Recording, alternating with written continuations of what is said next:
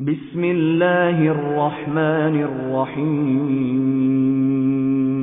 وإذ استسقى موسى لقومه فقلنا اضرب بعصاك الحجر فانفجرت منه 12 عينا قد علم كل أناس مشربهم كلوا واشربوا من رزق الله ولا تعثوا في الأرض مفسدين. اعوذ باللہ من الشیطان الرجیم بسم اللہ الرحمن الرحیم وَإِذِ اسْتَسْقَى مُوسَى لِقَوْمِهِ فَقُلْنَا اضْرِب بِّعَصَاكَ الْحَجَرَ فَانفَجَرَتْ مِنْهُ 12 عَيْنًا قَدْ عَلِمَ كُلُّ أُنَاسٍ مَّشْرَبَهُمْ كُلُوا وَاشْرَبُوا مِن رِّزْقِ اللَّهِ وَلَا تَعْثَوْا فِي الْأَرْضِ مُفْسِدِينَ. آمنت باللہ صدق اللہ العظیم. رب اشرح لي صدری ويسر لي امری واحلل عقدۃ من لسانی یفقہوا قولی. قوم بنی اسرائیل یہود کا سابقہ کردار ان کے سامنے پیش کر کے انہیں آئینہ دکھایا جا رہا ہے،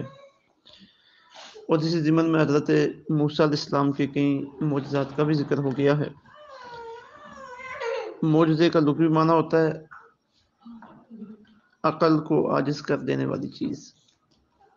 اور جب انبیاء کرام علیہ السلام کے حالات و واقعات کے ضمن میں معجزے کا تذکرہ کرتے ہیں تو مطلب یہ ہوتا ہے کہ نبی کا وہ فعل جو عام عقلوں سے بالاتر ہو، عام لوگوں کی سمجھ میں نہ آ سکے، اور نبی اسے نبوت کی دلیل کے طور پر پیش کرے. حضرت موسیٰ علیہ السلام کو اللہ تعالیٰ نے جو معجزات عطا فرمائے تھے، اسی ضمن میں کچھ معجزات کا پہلے ذکر ہوا. مثلا جب آپ انہیں اپنی قوم کو دریا سے لے کر گزرنے لگے تو اللہ تعالیٰ نے اس میں 12 راستے بنا دیے، آسمان سے من و سلوہ اترا، بادلوں نے ان کے اوپر سایہ کیا. جو لوگ کوہ طور پہ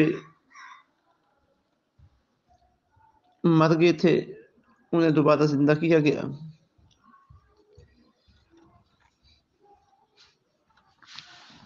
تو چلتے چلتے آج بھی جو ہمارے درس میں آیہ نمبر 60 اور آیہ نمبر 61 ہے، اس میں آپ کے ایک اور انتہائی اہم معجزے کا ذکر ہے، اور پھر آگے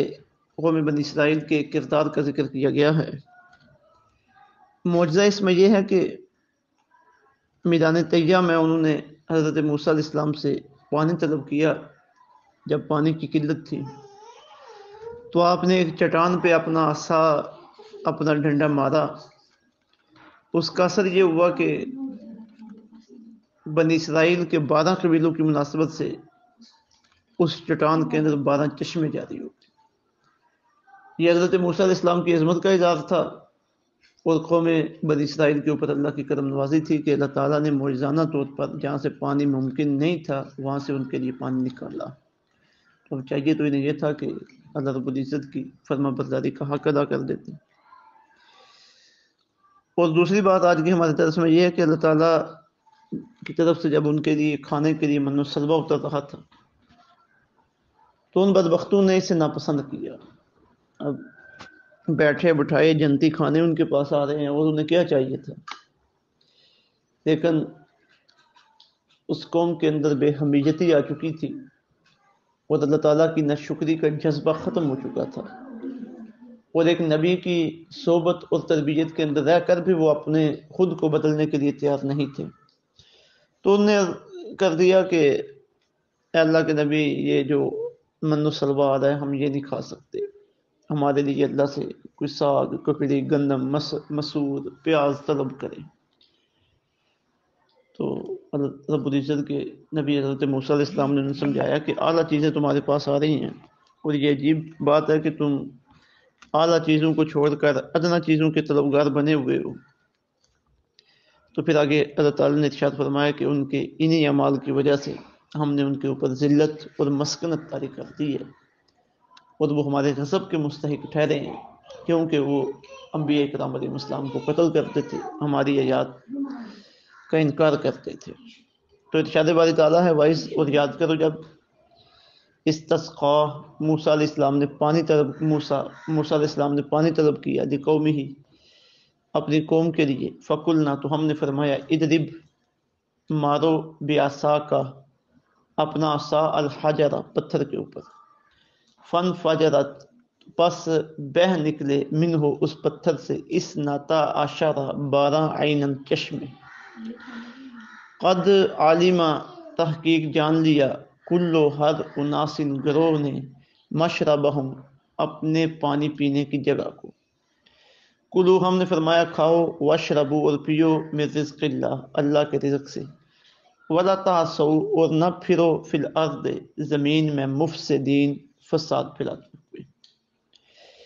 وَإِذِ اسْتَسْقَىٰ مُوسَىٰ لِقَوْمِهِ یاد کرو اس وقت کو جب موسیٰ علیہ السلام نے اللہ تعالیٰ سے اپنی قوم کے لیے پانی مانگا،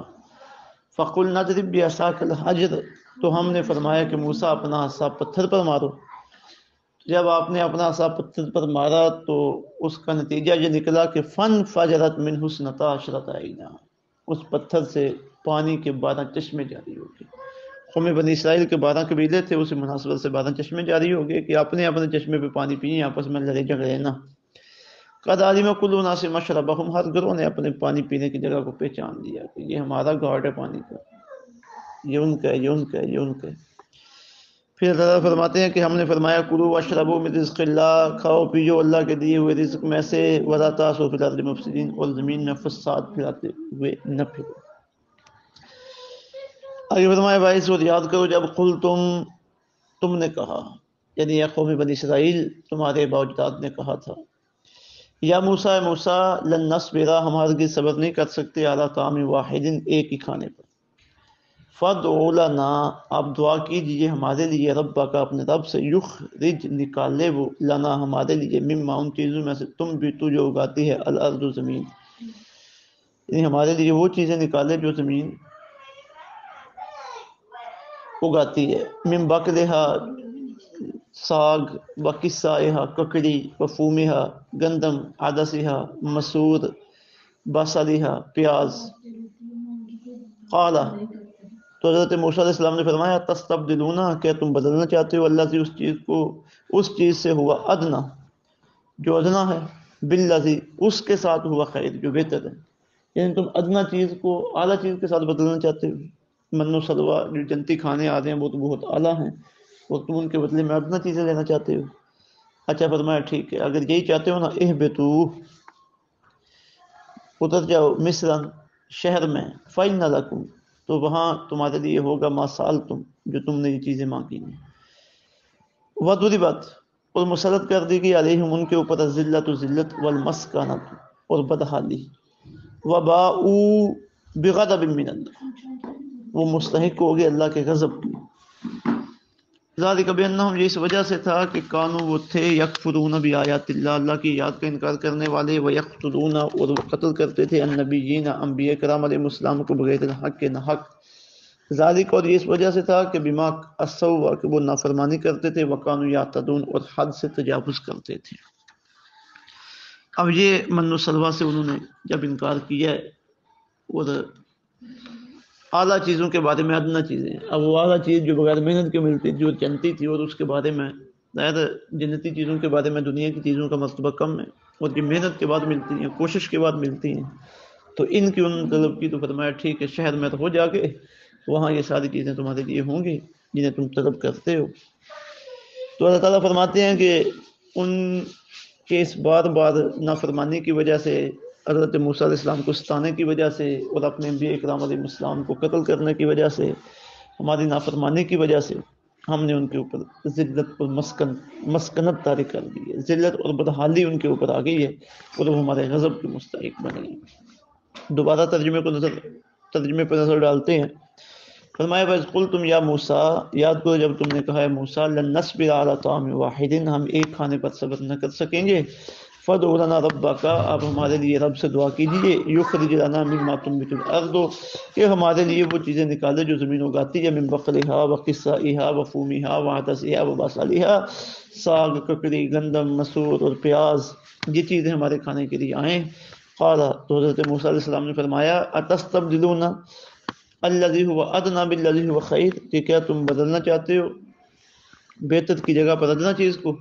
اہبطوا مصرا، تو جا کر داخل ہو جاؤ شہر میں، فإن لکم ما سألتم، تو وہاں تمہارے لیے وہ چیزیں ہوگی جو تم نے مانگی ہیں۔ وضربت علیہم الذلۃ والمسکنہ، ان پر ذلت اور بدحالی طاری کر دی گئی، وباءوا بغضب من اللہ، وہ اللہ کے غضب کے مستحق بن گئے، ذالک بانہم کانوا یکفرون بآیات اللہ، اور یہ اس وجہ سے تھا کہ وہ اللہ تعالیٰ کی آیات کا انکار کرتے تھے، ویقتلون النبیین بغیر الحق، اور انبیاء کرام علیہ السلام کو ناحق قتل کرتے تھے، ذالک بما عصوا وکانوا یعتدون، اور یہ اس وجہ سے بھی تھا جو ان پہ ذلت اور مسکنت طاری کی گئی کہ وہ نافرمانی کرتے، ان نافرمانی کی اور حد سے بڑھنے والے تھے۔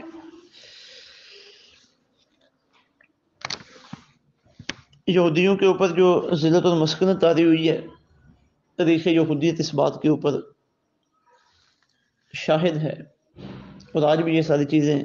قرآن پاک نے بیان فرمائی ہیں، حدیث طیبات میں آئی ہیں، وہ معلوم انسانی تاریخ نے بتاتی ہے کہ کس طرح مالخا نے اور جالوت نے پھر ان کے اوپر مظالم ڈھائے، بخت نصر نے بیت المقدس سمیت ان کی بستیوں کو تباہ و برباد کر دیا۔ آقا علیہ الصلوۃ والسلام کے دور میں انہیں جلاوطنی برداشت کرنا پڑی، بنو قریظہ ان کے قبیلے کو قتل کیا گیا، پھر آگے ہٹلر نے جو لاکھوں کے حساب سے جو قتل کی، ان کا قتل عام ہوا۔ یہ ساری چیزیں ان کی ذلت اور مسکنت پہ دلالت کرتی ہیں۔ اسی طرح قیامت کے قریب جب حضرت عیسیٰ علیہ السلام اور حضرت امام مہدی علیہ السلام